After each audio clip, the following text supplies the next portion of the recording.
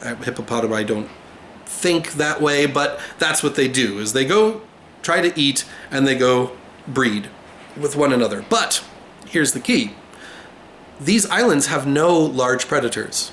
Nothing that could possibly threaten a hippopotamus.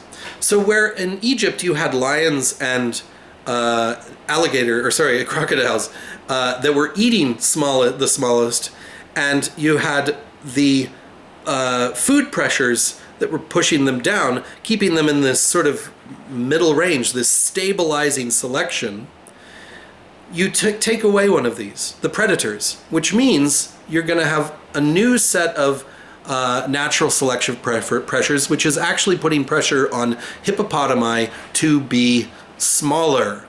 And this is an actual phenomenon. This is the reason why I'm bringing it up. This isn't just make-believe. There are what are called pygmy hippopotami, pygmy elephants. Look them up. They're super duper cute.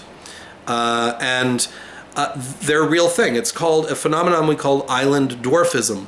That when you take away the predators that exist in their native environment, then you have this dwarfism appear, because one of those natural selection pressures has been taken away.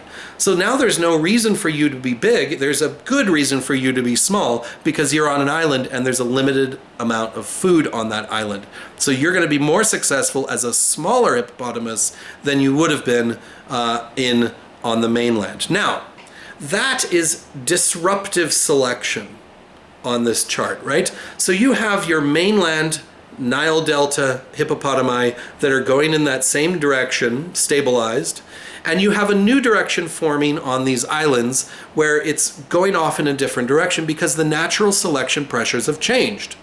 If these two groups separate for long enough, if suddenly they come back together, they may or may not, depending on how long, be able to regroup. So if this is only if it was 100 years where these hippopotami were on the island, they could probably come back to the mainland and breed with their parent population.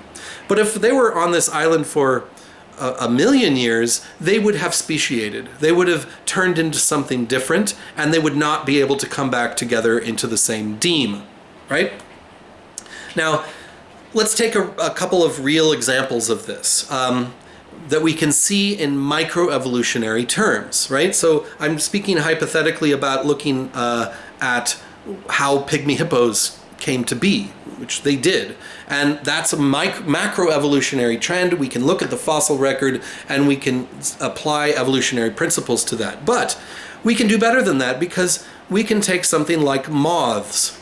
The peppered moth in the United Kingdom was a type of moth that had different colorations to it. You had the melanic and the non-melanic varieties. The peppered moth was primarily a sort of white with dark speckled moth that existed in the United Kingdom. And there was a minority of these that were darker, had darker coloration, that were like all dark colored. And weren't the light colored with the speckles. You had sort of the opposite. Now, they were rare. They were only something like 10% of the population of this breed. So it was an allele. You had to be a color, and the majority were this peppered variety, and the others were the melanic variety, and there was only like 10% of the population. As the Industrial Revolution started to happen in the United Kingdom, in about the mid-19th century, this is the same time that Charles Darwin and others were talking about evolution of animals, and they were coming up with these hypotheses. And scientists were tracking the frequency of these different types of moths in their backyards, literally. And they were recording data on the frequencies of these. And they found that as the Industrial Revolution started to scale up, you started to have a flip-flop of the peppered variety and the melanic variety started to flip. And the melanic variety that was once a minority, a very rare occurrence, 10%, suddenly became 90% of the population, and the peppered variety was, the lighter colored, was only about 10%. So you had a complete reversal of these two types of organisms. And why is that? It started to take place at about when the time that big factories were coming in, and importantly, this reversal is overall in aggregate, but there were concentrations of where you would find the darker variety, the melanic variety, and that was around where these big factories were pumping out lots of soot from their coal-fired plants to power the Industrial Revolution. So places like Manchester and Birmingham and London. These were the places that you had big factories, and you go down to Cornwall or Devonshire or the Highlands of Scotland, where there weren't factories, and you still had that maintenance of mostly the peppered variety and rare melanic varieties. Why is that? Because these factories were changing the environment, that this soot was enveloping buildings. It was being sucked into the bark of trees, and it was blackening the entire environment. So what was once kind of a bad coloration for survival, that dark melanic variety, because you stood out on the light backgrounds, suddenly became just the adaptation for this new environment that the Industrial Revolution was creating, this darkened, blackened, soot-rich environment. And the peppered variety, being light-colored, suddenly stood out like a sore thumb. And this is where birds and other types of moth-eating animals could just, there's a moth, I'll take that peppered variety. And so the melanic variety reproduced better. So you had a reversal of these populations because you had the environment changing. Interestingly, in more recent years, since the 1950s, you've had a lot of effort in the United Kingdom to reduce the amount of soot in the atmosphere and particles, and also to clean up, literally spray washing buildings and planting trees that could absorb this soot, and then they call them the monkey puzzle trees, or the lungs of London, and the bark just falls off and once it's absorbed enough soot. So you've had a lot of effort, and now the peppered variety is back to 90%, and the melanic variety is back to 10%. So you had a reversal, and then a reversal again. And it corresponds with what we know about the changing environment and those conditions of natural selection. Just as importantly, however, this was an early case where the Hardy-Weinberg principle was able to be plugged into this to see not just whether evolution was taking place in real time, but also how it was taking place. So there's a few explanations of that in your book, and I'll just leave you to, now that you know what the Hardy-Weinberg principle is and the law of equilibrium, you can actually see how this plays out. Another example of how natural selection works was sort of a perplexing thing. Sickle cell anemia is a condition. Anemia is the body's, your body has a circulatory system which transports nutrition around your body, oxygen, iron. All of your nutrients have to get to your cells somehow, and that's your superhighway for all of your goods and resources. So you breathe in, how does that oxygen get to your cells in your hand? Well, through your circulatory system. And those molecules of nutrition piggyback on your blood cells, your red blood cells, your hemoglobin. And this assists in the transport of oxygen, right? And anemia is your body's inability to efficiently transport oxygen around your body. Now, as you can probably imagine, we need oxygen to survive. So if you have something inhibiting that, it can be life-threatening or it can be debilitating, or both. So you don't want to have anemia. That's not a good thing. So why, when researchers started looking at certain populations, was anemia a prevalent characteristic of certain groups of people in certain places? And it's not just sickle cell anemia. There's some related characteristics, G9PD in Southeast Asia and thalassemia in the Mediterranean. But the one that really cracked this puzzle was sickle cell anemia, which is in sub-Saharan Africa.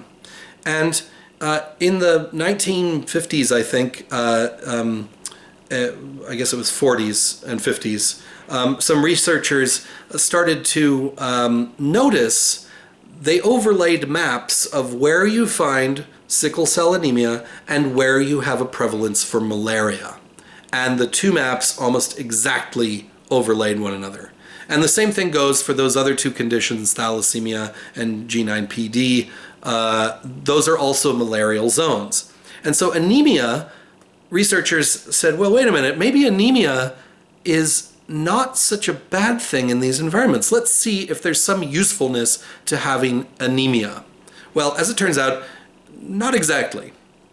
This is a case of what we call a balanced polymorphism. And if you take an anemic person and you take someone with sickle cell anemia and someone with normal red blood cells, so let's say AA and SS, and you do a Punnett square just like we did before, you will have a box that has all normal red blood cells and a box that has sickle cell anemia, right? So 25%, 25%. And then half of those in these two boxes are going to be the AS, right? So that are have the normal red blood cells and the sickle cell allele in their genetic makeup. Now, you can die if you have sickle cell anemia. That's not good to have, and that's a problem for you. But in a malarial zone, normal red blood cells are very susceptible to malaria. Sickle cells are a deformation of your red blood cells, which are normally shaped kind of like donuts, and the molecules of oxygen move around on that. But a sickle cell is shaped like a sickle, which means that the oxygen molecules have a harder time sticking on there. But so do malaria viruses. So where malaria, just if you don't know anything about malaria, malaria is a parasite, a virus that infects the blood of animals, and it gets transported around by mosquitoes that suck your blood, and then when they go to the next creature, there's some transfer of that blood that they just sucked in when they start feeding on the next organism. And so they transfer blood from one organism to the next, and if that has the virus for malaria in it, then that next organism will get malaria. But if your blood with a sickle cell can't transport that around, then you have immunity to malaria. Problem is, you're also anemic. So anemic here, susceptible to malaria here, are both bad. You don't want either of those in a high malarial environment. But these A and S, 50% of the population has normal red blood cells. They're shaped normally, but they also have some immunity to malaria. And that's why we call this a balanced polymorphism, is that there's two different variants of your blood cells, and it balances out. The survivors are going to have this mixed characteristics. The normal bred the A and the S, and the A and the S, which is then going to be passed down to the next generation, which are going to produce this same scenario again, right? With the normal red blood cells, the sickle cell blood cells, and half of the population is going to continue to have this normal red blood cell that will survive to pass that on, but also some immunity to malaria. Now, just a coda to this, once again, this was actually identified to be human caused by humans. The Bantu population of Western and equatorial Africa were farmers, and about 5,000 years ago or so they started to spread into southern Africa, and they started cutting down forests to make way for their agriculture. And what happens in an equatorial area when you cut down forests? Well, you have ponds with lots of standing water where mosquitoes can breed and produce mosquito-bearing malarial insects. So it was actually humans who caused this malarial zone to change. And so just like what we saw in the United Kingdom with natural selection conditions changing, and you had a difference in allele frequencies, right? The same thing happened with malaria. The equatorial and sub-Saharan areas of Africa were not always as malarial as they are today. It's actually humans bringing agriculture with them that changed the environment and then created this balanced polymorphism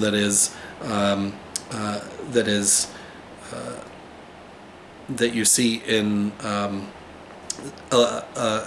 these types of anemia. Okay, moving on from natural selection, there's a couple more things that we need to deal with, and that's genetic drift and gene flow. So genetic drift is genetic change due to chance, right? This is random occurrence of genetic drift. And you can think of it as like coin tosses, that what's the likelihood that you're going to have in two coin tosses, you're going to only have heads? Well, pretty high, right? It's perfectly feasible that you could have two coin tosses that are both heads. Now, in a small population of coin tosses like that, you might never see a tails, right? And if that's all you have, then you've lost tails forever. If that's the only options you get are these two coin flips, then that's all you get.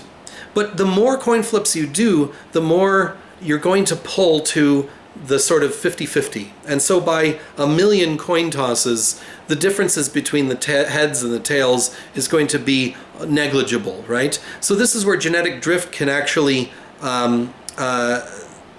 the expected outcome of interbreeding or these sorts of things can, with an initial edge in one direction, can pull it in this way towards only tails or only heads. Or you can actually balance out to have just sort of equal frequencies of both. So chance is something that, especially in aggregate, over large period of time in populations, you can see the effects of just probability and statistics taking place on populations. This can also be guided. Genetic drift can also be guided by choices that are made. So in human populations, for instance, we can choose to breed with whom we like. And there are some groups, this is delving a little bit into cultural anthropology, but there's a group of immigrants from Germany in the 18th century called the Dunkers. They got that name because they baptized each other by dunking them into underwater.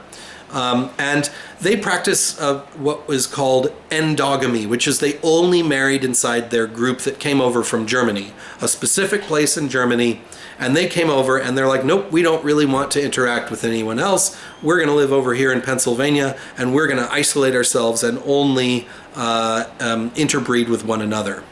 Now, were they? Or were they cheating? Were they going out? Were they bringing people in from elsewhere? A few hundred years is a long time.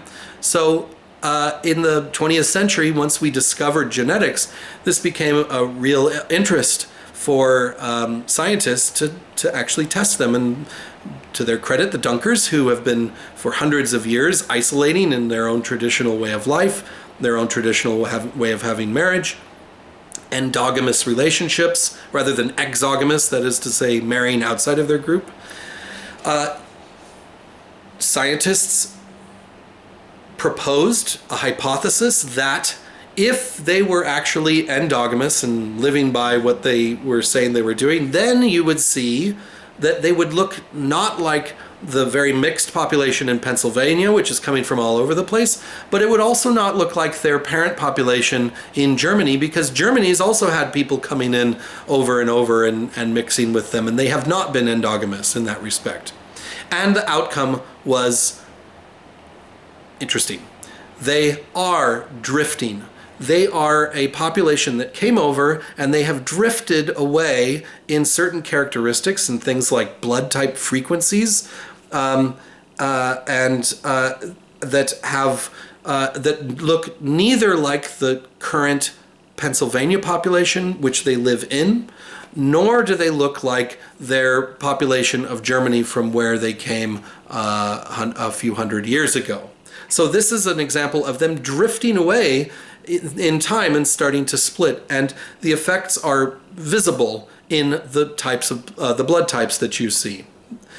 This is something that we call, related to something that we call the founder effect, that you only have the genetic characteristics that you start out with. So going back to that metaphor that I said earlier about if some of us were to get on a spaceship and fly to Mars and live there for 1,000,000 years, we would only have the genetic characteristics that that spaceship full of people had to begin with.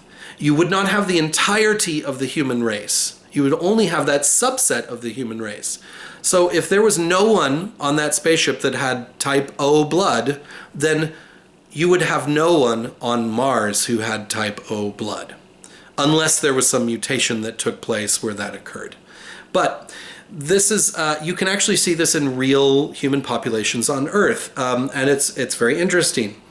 So for instance, Native American populations actually have a high prevalence of type O blood, just to run with that particular analogy. And that even more so than their founder population, which probably inhabited Beringia, we'll talk about that later, and also East Asia, where the people from North America originally came. But Asia has been connected to other parts of the world for so long, and a small population of people, I guess from your direction, came across from Asia and into the Americas, and it was only that small subset of the larger global population that actually inhabited North and South America. And either that group all had type O blood, or what's more likely is that A and B blood types didn't emerge until after the Native Americans came across from Asia into into the Americas, and the blood types A and B started to emerge in the Old World after that time period. Genetic drift, it can also explain certain characteristics that seem kind of very strange. Like, for instance, there's a condition called Huntington's chorea.